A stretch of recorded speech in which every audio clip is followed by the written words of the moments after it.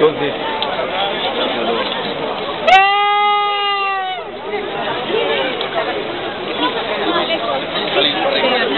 Oh, aquello era este.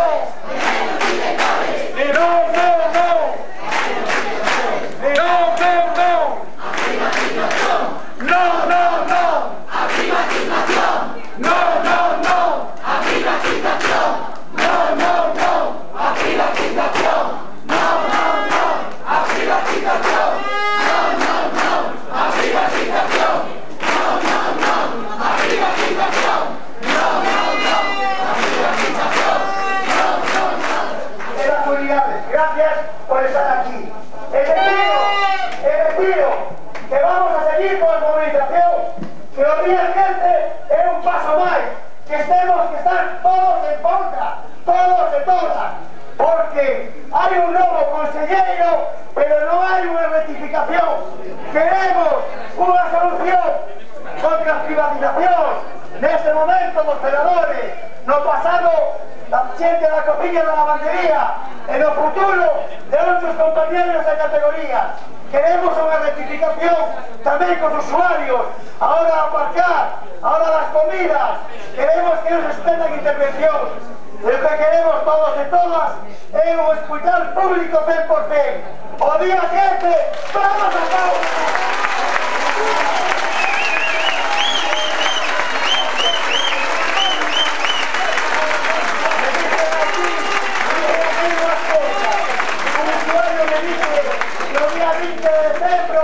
Sepamos cómo votar, para que no nos gobiernen estos padres desarmados. Para los trabajadores es trabajadora. Compartir, comerles, hacerles por los locales sindicales, que tenemos pegatillas para todos los que subimos a folga, y también para los servicios mínimos que estamos en folga. Que tenemos un comité de folga todo el día, porque no queremos que nos desemplen y intenten manipular. Onte non hubo acordo cos servicios mínimos, pero sí que impusimos que os mínimos se poden cambiar. Se hai unha persona de máis de mínimos, podedes asumir a folga ou se queredes facer folga.